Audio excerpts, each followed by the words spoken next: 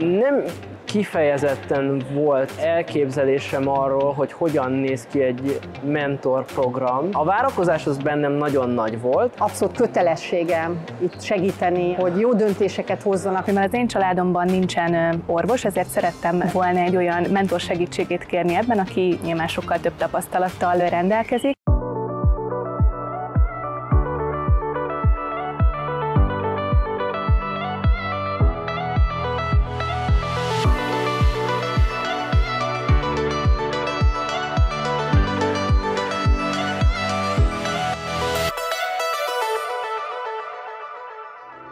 Itt az orvosi egyetem elvégzése közben nagyon sok kérdés felmerült bennem, nem is feltétlenül tanulmányi kérdések, azzal kapcsolatos kérdések, hogy hogyan lehetne például egy jó kutatócsoportot kiválasztani, vagy milyen szakterületet válasszak az orvosi szakmán belül. És mivel az én családomban nincsen orvos, ezért szerettem volna egy olyan mentor segítségét kérni ebben, aki nyilván sokkal több tapasztalattal rendelkezik. Amikor először jelentkeztem, akkor még sorsolták a mentorokat. Én így kerültem ifjabb Sótonyi Péterhez, akit emberileg és szakmailag is hihetetlen példaképnek tartok, és nagyon szerencsés vagyok, hogy mi nem választottunk, azzal együtt, hogy abszolút látom az előnyét annak, hogy a mostani jelentkezők egyébként választhatnak. Mikor szükségem volt rá, akkor azt éreztem, hogy fordulhattam hozzá. Volt egy időszak, amikor klinikai tudásban kértem segítséget, és kaptam is, és járhattam hozzájuk egy picit manuális skilleket gyakorolni, vénát szúrni.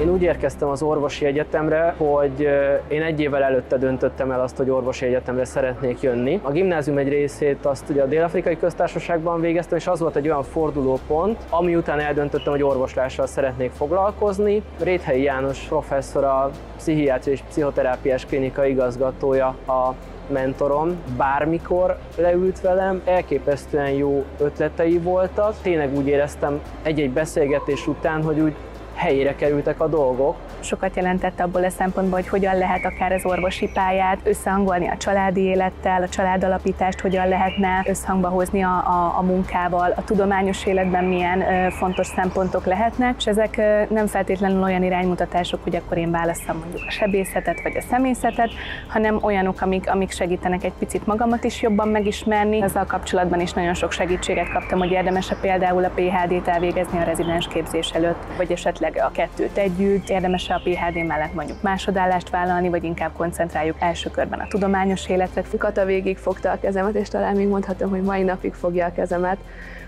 hogy ahol most tartok, amik a célok, hogyan lehet ezt összekötni, milyen utak vannak. Elmesélte, megmutatta, mik az irányok, mik az opciók, és néha csak erre van szükség, hogy tudjuk, hogy mik a lehetőségek, mert onnantól az ember egy informált döntést tud hozni. Mentorálásnak én azt gondolom, hogy az egyik legfontosabb eleme az, hogy életpályát építünk. Évi a Cambridge-i Egyetemen doktorandusz hallgató most, és hát ettől függetlenül még azért a Kerpel programnak 35 éves korig tagja lehet, és ezt ki is használja, hogy a Kerpel program tagja. Mentorom Fekete Andrea, aki egyrészt egy kiváló kutatóorvosnő, példaképként tudok rá tekinteni ebben is, másrészt pedig 3 gyermekes családanya, és számomra a mentorválasztásnál ez is nagyon fontos volt, hogy hogyan lehet összeegyeztetni a családot a hivatással, és ő ezt példaértékű módon csinálja, és nagyon sok mindent tanultam tőle az elmúlt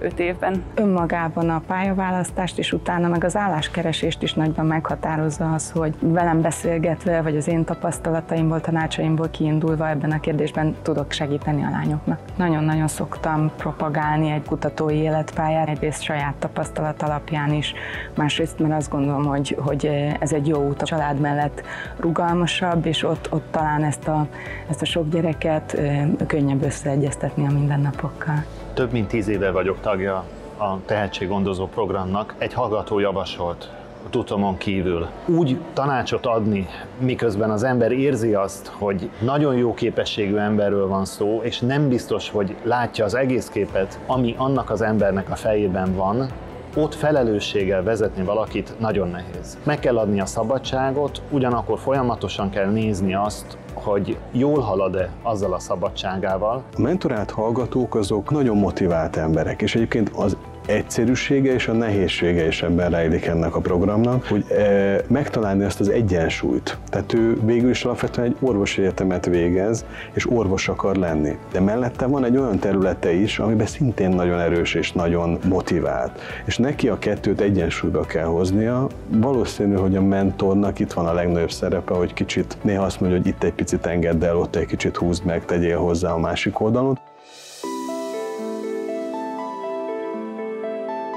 Nekem az egyik legfontosabb üzenet Pétertől az pont az volt, hogy a döntések, amikor meghozod őket, akkor nem leszűkítik a további lehetőségeket, hanem egyrészt kinyitnak újabbakat, és hogy ugyanolyan számban marad meg.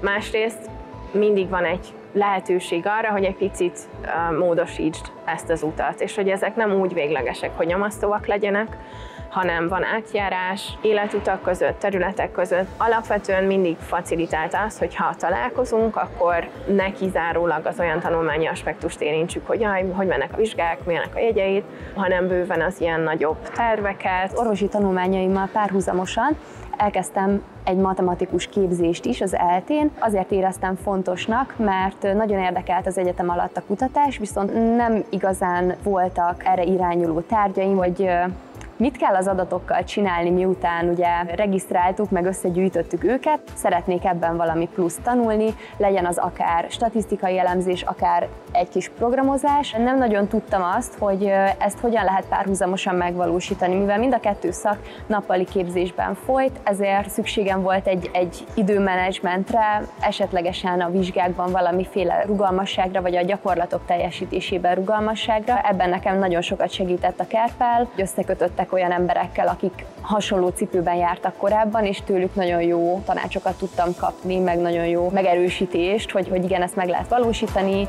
Nagyon sok hallgató, aki részben azért valamennyire a munkacsoportomhoz is kapcsolódott, ott például nagyon-nagyon sok segítséget kaptam. Mondtam például az egyiknek, hogy mindenképpen tanuljon meg németül.